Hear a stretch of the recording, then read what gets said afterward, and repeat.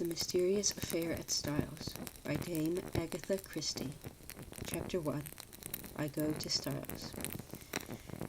The intense interest aroused in the public by what was known at the time as the Styles case has now somewhat subsided. Nevertheless, in view of the worldwide notoriety which attended it, I have been asked, both by my friend Poirot and the family themselves, to write an account of the whole story. This, we trust, will effectually silence the sensational rumors which still persist. I will therefore briefly set down the circumstances which led to my being connected with the affair. I had been invalided home from the front, and, after spending some months in a rather depressing convalescent home, was given a month's sick leave. Having no near relations or friends, I was trying to make up my mind what to do, when I ran across John Cavendish. I had seen very little of him for some years. Indeed, I had never known him particularly well. He was a good 15 years my senior, for one thing, though he hardly looked his 45 years. As a boy, though, I had often stayed at Styles, his mother's place in Essex. We had a good yarn about old times, and it ended in his inviting me down to Styles to spend my leave there. "The mater will be delighted to see you again, after all those years," he added. "Your mother keeps well?" I asked. "Oh, yes. I suppose you know that she has married again?" I am afraid I showed my surprise rather plainly. Mrs. Cavendish, who had married John's father when he was a widower with 2 sons, had been a handsome woman of middle age, as I remembered her. She certainly could not be a day less than 70 now. I recalled her as an energetic, autocratic personality, somewhat inclined to charitable and social notoriety, with a fondness for opening bazaars and playing the Lady Bountiful. She was a most generous woman, and possessed a considerable fortune of her own. Their country place, Styles Court, had been purchased by Mr. Cavendish early in their married life. He had been completely under his wife's ascendancy, so much so that, on dying, he left the place to her for her lifetime, as well as the larger part of his income, an arrangement that was distinctly unfair to his 2 sons. Their stepmother, however, had always been most generous to them. Indeed, they were so young at the time of their father's remarriage that they always thought of her as their own mother. Lawrence, the younger, had been a delicate youth. He had qualified as a doctor, but early relinquished the profession of medicine, and lived at home while pursuing literary ambitions, though his verses never had any marked success. John practiced for some time as a barrister, but had finally settled down to the more congenial life of a country squire. He had married 2 years ago, and had taken his wife to live at Styles, though I entertained a shrewd suspicion that he would have preferred his mother to increase his allowance, which would have enabled him to have a home of his own. Mrs. Cavendish, however, was a lady who liked to make her own plans, and expected people to fall in with them, and in this case she certainly had the whip hand, namely, the purse strings. John noticed my surprise at the news of his mother's remarriage, and smiled rather ruefully. "Rotten little bounder, too," he said savagely. "I can tell you, Hastings, it's making life jolly difficult for us.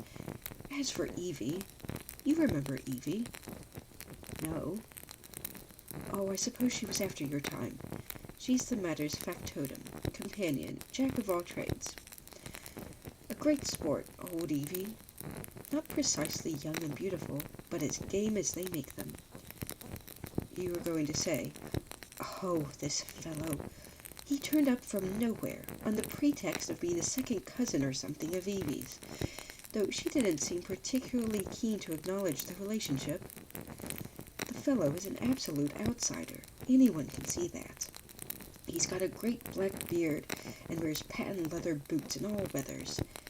But the mater caught into him at once, took him on as secretary, You know how she's always running 100 societies? I nodded. Well, of course the war has turned the hundreds into thousands. No doubt the fellow was very useful to her, but you could have knocked us all down with a feather when, 3 months ago, she suddenly announced that she and Alfred were engaged. The fellow must be at least 20 years younger than she is. It's simply barefaced fortune hunting, but there you are. She is her own mistress, and she's married him. It must be a difficult situation for you all. Difficult? It's damnable. Thus it came about that, 3 days later, I descended from the train at Styles St. Mary, an absurd little station, with no apparent reason for existence, perched up in the midst of green fields and country lanes. John Cavendish was waiting on the platform, and piloted me out to the car. "Got a drop too of petrol still, you see," he remarked, mainly owing to the Mata's activities. The village of Styles St. Mary was situated about 2 miles from the little station, and Styles Court lay a mile the other side of it. It was a still, warm day in early July. As one looked out over the flat Essex country, lying so green and peaceful under the afternoon sun, it seemed almost impossible to believe that, not so very far away, a great war was running its appointed course. I felt I had suddenly strayed into another world. As we turned in at the lodge gates, John said, "I'm afraid you'll find it very quiet down here, Hastings." "My dear fellow, that's just what I want." "Oh, it's pleasant enough if you want to lead the idle life. I drill with the volunteers twice a week, and lend a hand at the farms. My wife works regularly on the land. She is up at 5 every morning to milk, and keeps at it steadily until lunchtime. It's a jolly good life taking it all round, if it weren't for that fellow, Alfred Inglethorpe." He checked the car suddenly and glanced at his watch. "I wonder if we've time to pick up Cynthia." "No, she'll have started from the hospital by now." "Cynthia? That's not your wife?" "No, Cynthia is a protégée of my mother's, the daughter of an old schoolfellow of hers, who married a rascally solicitor. He came a cropper, and the girl was left an orphan and penniless. My mother came to the rescue, and Cynthia has been with us nearly 2 years now. She works in the Red Cross Hospital at Tadminster, 7 miles away." As he spoke the last words, we drew up in front of the fine old house. A lady in a stout tweed skirt, who was bending over a flower bed, straightened herself at our approach. "Hello, Evie. Here's our wounded hero. Mr. Hastings, Miss Howard." Miss Howard shook hands with a hearty, almost painful grip. I had an impression of very blue eyes and a sunburnt face. She was a pleasant-looking woman of about 40, with a deep voice, almost manly in its stentorian tones, and had a large, sensible, square body, with feet to match, these last encased in good, thick boots. Her conversation, I soon found, was couched in the telegraphic style. "Weeds grow like house afire. Can't keep even with 'em. Shall press you in. Better be careful." "I'm sure I shall be only too delighted to make myself useful," I responded. "Don't say it. Never does. Wish you hadn't later." "You're a cynic, Evie," said John, laughing. "Where's tea today? Inside or out?" "Out. Too fine a day to be cooped up in the house." "Come on, then. You've done enough gardening for today. The laborer is worthy of his hire, you know. Come and be refreshed." "Well," said Miss Howard, drawing off her gardening gloves, "I'm inclined to agree with you."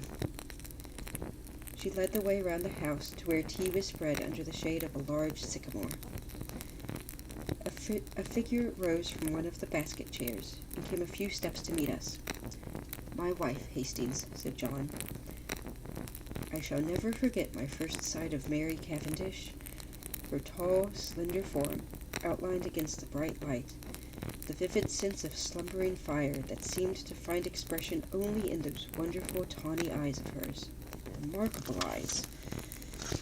different from any other woman's that I have ever known. The intense power of stillness she possessed, which nevertheless conveyed the impression of a wild, untamed spirit in an exquisitely civilized body. All these things are burnt into my memory. I shall never forget them. She greeted me with a few words of pleasant welcome in a low, clear voice, and I sank into a basket chair feeling distinctly glad that I had accepted John's invitation. Mrs. Cavendish gave me some tea, and her few quiet remarks heightened my first impression of her as a thoroughly fascinating woman. An appreciative listener is always stimulating, and I described in a humorous manner certain incidents of my convalescent home in a way which, I flatter myself, greatly amused my hostess. John, of course, good fellow though he is, could hardly be called a brilliant conversationalist. At that moment a well-remembered voice floated through the open French window near at hand. "Then you'll write to the princess after tea, Alfred. I'll write to Lady Tadminster for the second day myself. Or shall we wait until we hear from the princess? In case of a refusal, Lady Tadminster might open it the first day, and Mrs. Crosby the second. Then there's the Duchess, about the school fete." There was the murmur of a man's voice, and then Mrs. Inglethorpe's rose in reply. "Yes, certainly. After tea will do quite well. You are so thoughtful, Alfred, dear." The French window swung open a little wider, and a handsome, white-haired old lady, with a somewhat masterful cast of features, stepped out of it onto the lawn. A man followed her, a suggestion of deference in his manner. Mrs. Inglethorpe greeted me with effusion. "Why, if it isn't too delightful to see you again, Mr. Hastings, after all these years. Alfred, darling, Mr. Hastings, my husband." I looked with some curiosity at Alfred, darling. He certainly struck a rather alien note.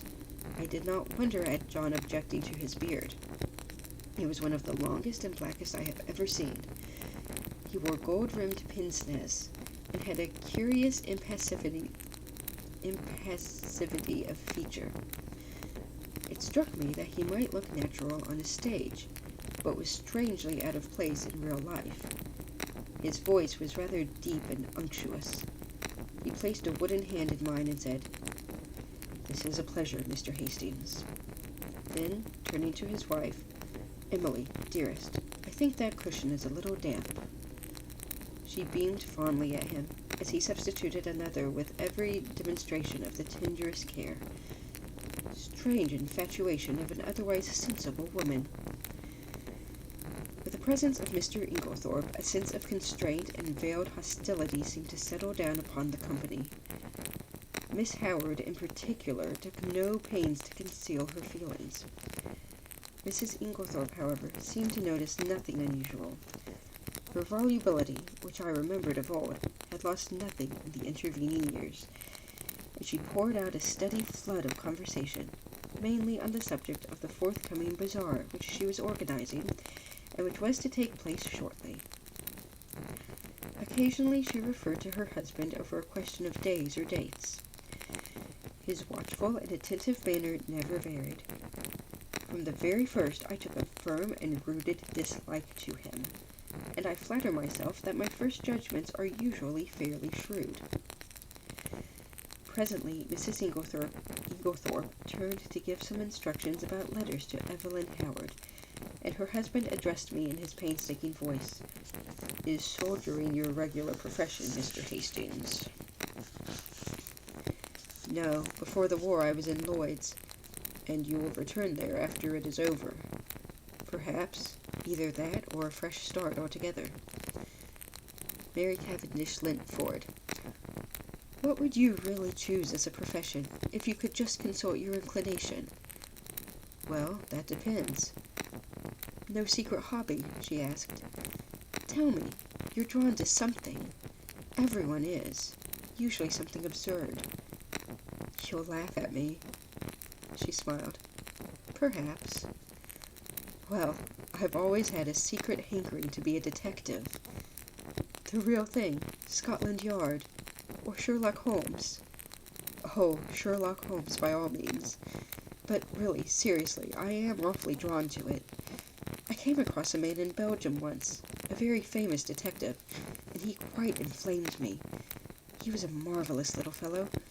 He used to say that all good detective work was a mere matter of method. My system is based on his, though of course I have progressed rather further. He was a funny little man. A great dandy, but wonderfully clever. Like a good detective story myself, remarked Miss Howard. Lots of nonsense written, though. Criminal discovered in last chapter. Everyone dumbfounded. Real crime? You'd know at once. There have been a great number of undiscovered crimes, I argued. Don't mean the police, but the people that are right in it.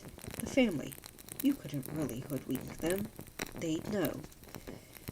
Then, I said, much amused, you think that if you were mixed up in a crime, say a murder, you'd be able to spot the murderer right off?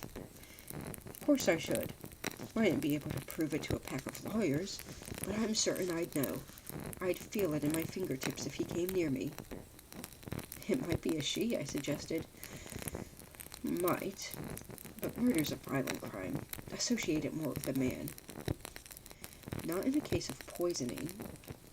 Mrs. Cavendish's clear voice startled me. Dr. Bauerstein was saying yesterday that, owing to the general ignorance of the more uncommon poisons among the medical profession, there were probably countless cases of poisoning quite unsuspected. "Why, Mary, what a gruesome conversation!" cried Mrs. Inglethorpe. "It makes me feel as if a goose were walking over my grave. Oh, there's Cynthia." A young girl in a VAD uniform ran lightly across the lawn. "Why, Cynthia, you are late today. This is Mr. Hastings. Miss Murdoch." Cynthia Murdoch was a fresh-looking young creature, full of life and vigor. She tossed off her little VAD cap, and I admired the great loose waves of her auburn hair, and the smallness of the hand she held out to claim her tea. With dark eyes and eyelashes, she would have been a beauty. She flung herself down on the ground beside John, and as I handed her a plate of sandwiches, she smiled up at me. "Sit down here on the grass, do. It's ever so much nicer." I dropped down obediently. "You work at Tadminster, don't you, Miss Murdoch?" She nodded. "For my sins." "Do they bully you, then?" I asked, smiling. "I should like to see them," cried Cynthia with dignity. "I have got a cousin who is nursing," I remarked, "and she is terrified of sisters." "I don't wonder. Sisters are, you know, Mr. Hastings. They simply are. You've no idea. But I'm not a nurse, thank heaven. I work in the dispensary." "How many people do you poison?" I asked, smiling. Cynthia smiled too. "Oh, hundreds," she said. "Cynthia," called Mrs. Inglethorpe, "do you think you could write a few notes for me?" "Certainly, Aunt Emily." She jumped up promptly, and something in her manner reminded me that her position was a dependent one, and that Mrs. Inglethorpe, kind as she might be in the main, did not allow her to forget it. My hostess turned to me. "John will show you your room. Supper is at 7:30. We have given up late dinner for some time now. Lady Tadminster, our member's wife, she was the late Lord Abbotsbury's daughter, does the same. She agrees with me that one must set an example of economy. We are quite a war household. Nothing is wasted here. Every scrap of waste paper, even, is saved and sent away in sacks." I expressed my appreciation, and John took me into the house and up the broad staircase, which forked right and left halfway to different wings of the building. My room was in the left wing, and looked out over the park. John left me, and a few minutes later I saw him from my window walking slowly across the grass, arm in arm with Cynthia Murdoch. I heard Mrs. Inglethorpe call, "Cynthia!" impatiently, and the girl started and ran back to the house. At the same moment, a man stepped out from the shadow of a tree and walked slowly in the same direction. He looked about 40, very dark with a melancholy, clean-shaven face. Some violent emotion seemed to be mastering him. He looked up at my window as he passed, and I recognized him, though he had changed much in the 15 years that had elapsed since we last met. It was John's younger brother, Lawrence Cavendish. I wondered what it was that had brought that singular expression to his face. Then I dismissed him from my mind, and returned to the contemplation of my own affairs. The evening passed pleasantly enough, and I dreamed that night of that enigmatical woman, Mary Cavendish. The next morning dawned bright and sunny, and I was full of the anticipation of a delightful visit. I did not see Mrs. Cavendish until lunchtime, when she volunteered to take me for a walk, and we spent a charming afternoon roaming in the woods, returning to the house about 5. As we entered the large hall, John beckoned us both into the smoking room. I saw at once by his face that something disturbing had occurred. We followed him in, and he shut the door after us. "Look here, Mary, there's the deuce of a mess. Evie's had a row with Alfred Inglethorpe, and she's off." "Evie? Off?" John nodded gloomily. "Yes, you see, she went to the mater, and... oh, here's Evie herself." Miss Howard entered. Her lips were set grimly together, and she carried a small suitcase. She looked excited and determined, and slightly on the defensive. "At any rate," she burst out, "I've spoken my mind." "My dear Evelyn," cried Mrs. Cavendish, "this can't be true." Miss Howard nodded grimly. "True enough. Afraid I've said some things to Emily she won't forget or forgive in a hurry. Don't mind if they've only sunk in a bit. Probably water off a duck's back, though. I said right out, 'You're an old woman, Emily, and there's no fool like an old fool. The man's 20 years younger than you, and don't you fool yourself as to what he married you for. Money. Well, don't let him have too much of it. Farmer Rakes has got a very pretty young wife. Just ask your Alfred how much time he spends over there.' She was very angry. Natural. I went on. 'I'm going to warn you, whether you like it or not. That man would as soon murder you in your bed as look at you. He's a bad lot. You can say what you like to me, but remember what I've told you. He's a bad lot.'" "What did she say?" Miss Howard made an extremely expressive grimace. "Darling Alfred, dearest Alfred, wicked calumnies, wicked lies, wicked woman. To accuse her dear husband. The sooner I left her house the better. So I'm off. But not now. This minute." For a moment we sat and stared at her. Finally, John Cavendish, finding his persuasions of no avail, went off to look up the trains. His wife followed him, murmuring something about persuading Mrs. Inglethorpe to think better of it. As she left the room, Miss Howard's face changed. She leant towards me eagerly. "Mr. Hastings, you're honest. I can trust you." I was a little startled. She laid her hand on my arm and sank her voice to a whisper. "Look after her, Mr. Hastings. My poor Emily. There are a lot of sharks, all of them. Oh, I know what I'm talking about. There isn't one of them that's not hard up and trying to get money out of her. I've protected her as much as I could. Now I'm out of the way, they'll impose upon her." "Of course, Miss Howard," I said. "I'll do everything I can, but I'm sure you're excited and overwrought." She interrupted me by slowly shaking her forefinger. "Young man, trust me. I've lived in the world rather longer than you have. All I ask is you to keep your eyes open. You'll see what I mean." The throb of the motor came through the open window, and Miss Howard rose and moved to the door. John's voice sounded outside. With her hand on the handle, she turned her head over her shoulder and beckoned to me. "Above all, Mr. Hastings, watch that devil, her husband." There was no time for more. Miss Howard was swallowed up in an eager chorus of protests and goodbyes. The Inglethorpes did not appear. As the motor drove away, Mrs. Cavendish suddenly detached herself from the group and moved across the drive to the lawn to meet a tall, bearded man who had been evidently making for the house. The color rose in her cheeks as she held out her hand to him. "Who is that?" I asked sharply, for instinctively I distrusted the man. "That's Dr. Bauerstein," said John shortly. "And who is Dr. Bauerstein?" "He's staying in the village doing a rest cure after a bad nervous breakdown.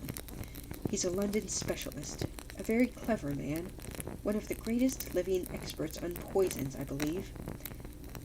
"And he's a great friend of Mary's," put in Cynthia, the irrepressible. John Cavendish frowned and changed the subject. "Come for a stroll, Hastings. This has been a most rotten business. She always had a rough tongue, but there is no stauncher friend in England than Evelyn Howard." He took the path through the plantation, and we walked down to the village through the woods which bordered one side of the estate. As we passed through one of the gates on our way home again, a pretty young woman, coming in the opposite direction, bowed and smiled. "That's a pretty girl," I remarked appreciatively. John's face hardened. "That is Mrs. Raikes." "The one that Miss Howard—" "Exactly," said John, with rather unnecessary abruptness. I thought of the white-haired old lady in the big house, and that vivid, wicked face that had just smiled into ours, and a vague chill of foreboding crept over me. I brushed it aside. "Styles really is a glorious old place," I said to John. He nodded rather gloomily. "Yes, it's a fine property. It will be mine someday. Should be mine now, by rights, if my father had only made a decent will, and then I shouldn't be so damned hard up as I am now." "Hard up, are you?" "My dear Hastings, I don't mind telling you that I'm at my wit's end for money." "Couldn't your brother help you?" "Lawrence. He's gone through every penny he ever had, publishing rotten verses in fancy bindings." "No, we're an impunctuous lot. My mother's always been awfully good to us, I must say. That is, up to now. Since her marriage, of course." He broke off, frowning. For the first time I felt that, with Evelyn Howard, something indefinable had gone from the atmosphere. Her presence had spelled security. Now that security was removed, and the air seemed rife with suspicion. The sinister face of Dr. Bauerstein recurred to me unpleasantly. A vague suspicion of everyone and everything filled my mind. Just for a moment I had a premonition of approaching evil.